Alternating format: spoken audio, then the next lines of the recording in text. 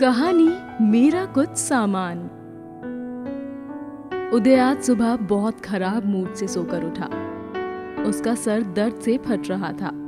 सुबह के 7 बजे भी कमरे में कुछ अंधेरा लगा तो खिड़की के हरे रंग के रेशमी पर्दे हटाकर देखा।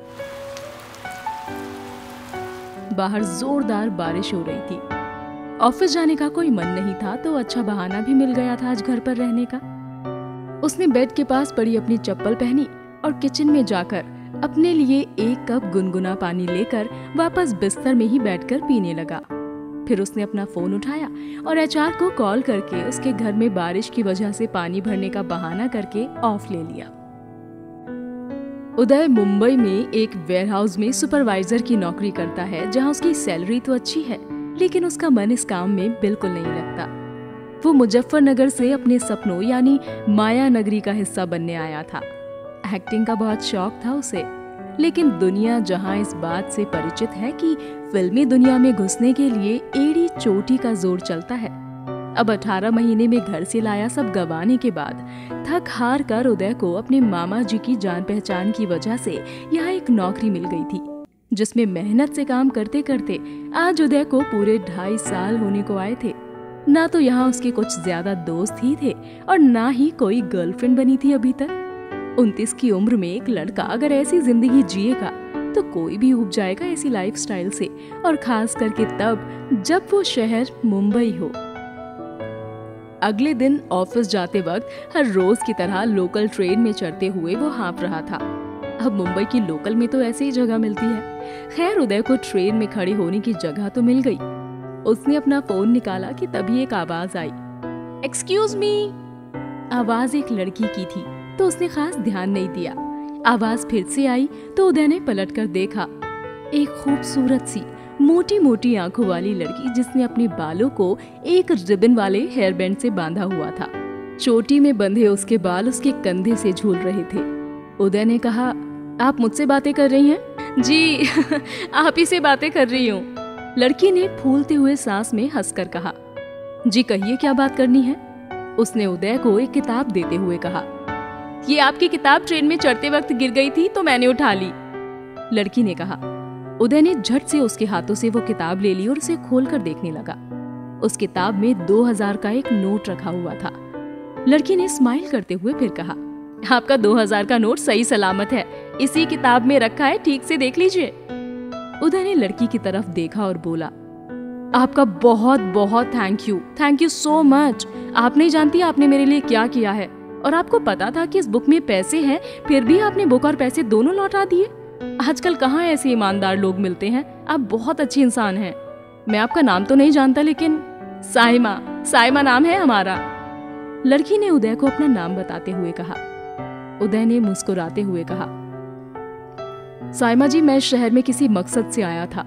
अब वो मकसद तो दूर होता नजर आता है, लेकिन ये उसी मकसद की एक सीढ़ी की निशानी है। ट्रेन की तेज होती आवाज में उदय जोर जोर से बातें कर रहा था। उसकी बातें खत्म भी नहीं हो पाई थी कि उदय का स्टेशन आ चुका था। उसने एक बार फिर से साइमा का धन्यवाद किया और दोनों मुस्कुराते हुए अपने अपने रास्ते चले गए। आज उदय का मन अच्छा था। उसे काम में तो वैसे भी मन कभी लगता ही नहीं था, लेकिन आज वो अपने काम को करते हुए खुश जरूर था। उसे लगा इस शहर में आते वक्त हमेशा किसी पर भी भरोसा ना करने की सलाह देने वाले ही मिले, और उसे खुद भी ऐसे ही लगता था, लेकिन आज किसी ने उसका भरोसा जीत लिया था। उदय सारा दिन साइमा के बारे में ही सोचता रहा कि कितनी अच्छी लड़की है, किसी अच्छे घर से होगी, माँ बाप ने सीख भी अच्छी दी है, जो किसी अजनबी की मदद करने के लिए आगे भी आ गई। इंसान को साइमा जैसा ही ईमानदार और साधारण होना चाहिए। अगले दिन उदय रेलवे स्टेशन पर थोड़ा जल्दी पहुंच गया। उसे लगा शायद उसका साइमा से मिलना हो जाए।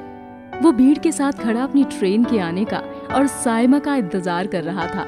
भीड़ इतनी थी कि उसे लगा अगर साइमा यहाँ हुई भी तब भी शायद वो उसे देख ना सके। उसे साइमा का इंतजार करते हुए 20 मिनट हो चुके थे। उसकी ट्रेन आ चुकी थी, लेकिन साइमा नहीं। वो बुझे मन से ट्रेन में चढ़ गया और एक कोने में खड़े होकर अपने बैग से वो किताब निकाल कर उसे देखने लगा। उसे जोर का धक्का लगा जब उसे किसी डेली पैसेंजर ने कहा, अरे आज तुझे उतरना नहीं है क्या? पलक झपकते ही उदय का स्टेशन आ चुका था। ये इंतजार का वक्त कितना तकलीफ देह होता है ना, खास करके तब जब उस इंतजार में किसी ने मिलने का वादा ना किया हो। उदय के कुछ दिन यूं ही बीतते रहे कि अचानक एक दिन किसी ने उसे पीछे से आवाज लगाई, अरे किताब वाले जनाब आप। उदय को एक सेकंड भी ना लगा ये समझने में कि ये साइमा ही थी। ये उदय के ऑफिस से लौटने का वक्त था। रात के करीब 8 बज चुके थे। मौसम बारिश का हो चला था। उदय ने पलटकर भीड़ में एक चेहरा ढूंढना चाहा जो उससे करीब 5-6 लोगों के पीछे से पुकार रहा था। भीड़ और रेलवे स्टेशन का शोर, इन सब के बीच उदय को साइमा का वो चेहरा नजर आया जिसे वो पिछले कुछ दिनों से रेलवे स्टेशन और ट्रेन में मिलने वाले हर शख्स में ढूंढ रहा था। काली सलवार पर ढीला काला कुर्ता और कानों में झुमके उसे पिछली मुलाकात से भी ज्यादा खूबसूरत बना रहे थे। कुछ तो जुड़ाव हो गया था उसे साइमा से। भीड़ को चीरती साइमा ने नजदीक आकर कहा, परसों देखा था आपको हमने, लेकिन आप काफी दूर थे तो आवाज भी न लगा सके। कहिए कैसी खैर है आपकी? मैं एकदम अच्छा हूँ। आगे की बात उदय ने अपने मन में ही पूरी की। आपको देखकर बहुत अच्छा हूँ, खुश हूँ कि आप नजर आ गई। क्या हुआ, कहाँ खो गए आप? साइमा ने उदय से पूछा। अरे नहीं कुछ नहीं। आप भी रोज इसी ट्रेन से सफर करती हैं? उदय ने साइमा के बारे में और ज्यादा जानने की इच्छा से पूछा। नहीं, हम तो बस कभी कभी यूं ही। यहाँ मुंबई में कदम कदम के लिए लोकल का ही तो सहारा है। आप यही अंधेरी में रहते हैं क्या? साइमा ने पूछा। हाँ, उदय ने जवाब दिया। फिर कुछ सोचकर उसने साइमा से पूछा, आप अगर यहीं रास्ते से जा रही हैं तो क्या मेरे साथ चाय पियेंगी? मैं अक्सर यहीं पास में चाय पीता हूँ। आज तो मौसम भी अच्छा है, अगर आपको कोई ऑब्जेक्शन ना हो तो ही। साइमा ने सहजता से जवाब दिया। आप भले इंसान जान पड़ते हैं जो सिर्फ चाय के लिए पूछ रहे हैं, वरना दुनिया की नीयत कितनी खराब है मैं ही जानती हूँ। उदय को कुछ भी समझ नहीं आया। वो कुछ कहता उससे पहले ही साइमा ने चाय पीने के लिए हामी भर दी। 15 मिनट बाद वो दोनों रेलवे स्टेशन के बाहर एक टपरी पर चाय पी रहे थे। चाय पीते हुए साइमा ने कहा, लो अजीब बात है, आपके साथ यहाँ चाय तो पी रहे हैं लेकिन आपका नाम नहीं जाना अभी तक। आप क्या चाहते हैं कि हम आपको हमेशा किताब वाले शख्स के नाम से ही पुकारें? उदय नाम है हमारा। उदय की इस बात पर दोनों हंस दिए। उदय ने साइमा को एक बार फिर उस किताब के लिए धन्यवाद किया और बोला, जानती हो साइमा, मैं मुंबई एक्टर बनने आया था। बहुत धक्के खाकर एक थिएटर का हिस्सा बनने का मौका मिला।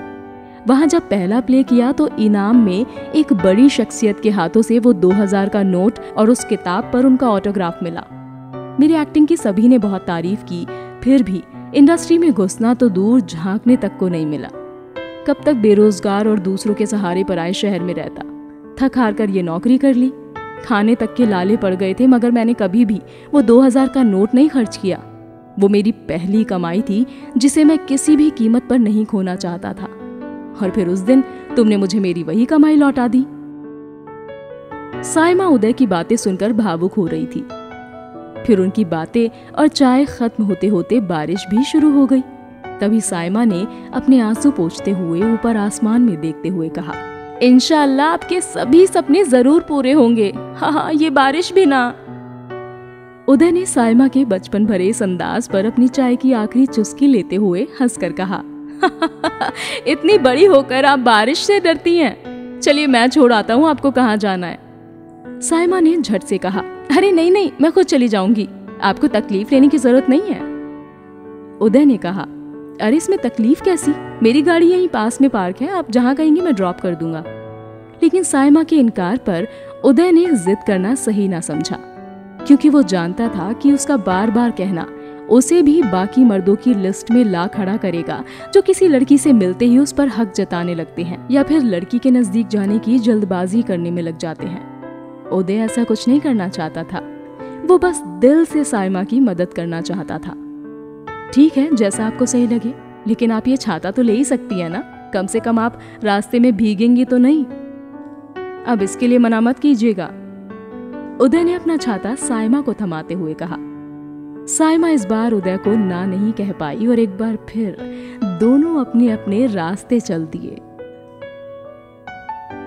अगली सुबह रेलवे स्टेशन भीगा हुआ था। लोगों के जूते चप्पलों से सने पैरों के निशानों से स्टेशन का फर्श घिनौना लग रहा था। कोई अपनी साड़ी तो कोई अपनी पैंट को झुककर हाथों से पकड़कर उसे एड़ियों से ऊंचा किए चल रहा था। लगभग सभी ने नाक सिकोड़ रखी थी, लेकिन इसी भीड़ में चलता वो शख्स उदय ऐसे हालातों में भी खुश नजर आ रहा था। उसे स्टेशन पहुंचने की इतनी जल्दी थी कि आज वो अपने लिए छाता लाना ही भूल गया था। उसे आज तो न जाने क्यों साइमा के मिलने की कुछ ज्यादा ही उम्मीदें थी। कुछ ही वक्त के बाद उसकी उम्मीद सच में उसके सामने थी। वो पहली सी मोहब्बत का नूर लिए जोरों से चिल्लाया, साइमा! लेकिन ये क्या, साइमा ने उसे सुना ही नहीं। उदय को लगा भीड़ इतनी है कि सुनेगी भी कैसे। उसने खुद से 100 मीटर की दूरी पर चल रही साइमा को फिर से आवाज लगाई, साइमा! साइमा सुनो, इधर देखो। लेकिन साइमा ने नहीं देखा। मगर ये क्या, उदय ने जो देखा उसका मन भीग गया। अब स्टेशन की गंदगी, बारिश से उठती गंध उसे सब कई गुना ज्यादा महसूस होने लगी। कोई उसी की उम्र का लड़का साइमा का हाथ थामे हुए था, वो हाथ जिसे वो थाम कर चलना चाहता था। तीसरी बार आवाज लगाने की उदय की हिम्मत नहीं थी। वो वहीं रुक गया और साइमा देखती ही देखते उस लड़के के साथ उसकी आंखों से ओझल हो गई। कई दिनों बाद उदय को साइमा फिर नजर आई, लेकिन उसके चेहरे पर लगी चोटों के निशान देखकर उदय जो ये फैसला कर चुका था कि अब वो साइमा के बारे में नहीं सोचेगा, ना उससे मिलेगा, तुरंत भीड़ को पार करते हुए उसके पास पहुंचा। आज साइमा के साथ कोई नहीं था। साइमा, साइमा, ये क्या हुआ? तुम्हारे चेहरे पर ये निशान कैसे? साइमा ने उदय से नजरें चुरानी चाहिए, लेकिन उदय नहीं माना। वो साइमा का हाथ पकड़कर स्टेशन के बाहर उसी चाय की टपरी पर ले गया और पूछने लगा, वैसे मुझे पूछना नहीं चाहिए, लेकिन तुम्हारे साथ किसी लड़के को देखा था मैंने 3 रोज पहले। जान सकता हूँ वो कौन था? और अब बताओगी ये सब क्या है? किसने किया ये? साइमा की नजरें जमीन में गड़ी थी।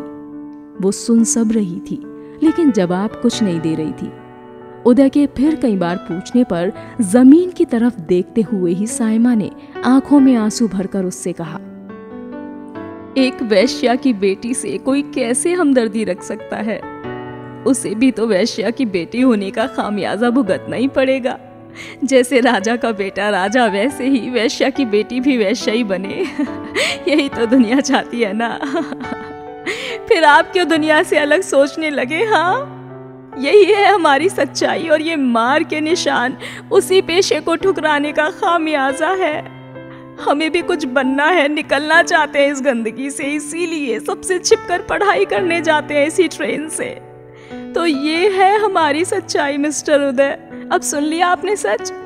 तो चले जाइए आप भी, हर उस शख्स की तरह हमसे दूर जो हमें गंदा काम करने वाली या उसकी बेटी समझता है। बस कुछ गंदा कहिएगा मत। आपके मुंह से ऐसे लफ्ज नहीं सुन पाएंगे हम, बर्दाश्त नहीं होगा हमसे। इतना कहकर साइमा रोते हुए वहां से चली गई और उदय एक बुत की तरह खड़े सब सुनकर साइमा को जाते हुए देखता रहा। उसे यकीन नहीं हो रहा था कि जिसे वो एक खानदानी लड़की समझ रहा था, वो दरअसल एक। उसे ऐसा सोचने में भी तकलीफ हो रही थी। उसका दिल टूट चुका था।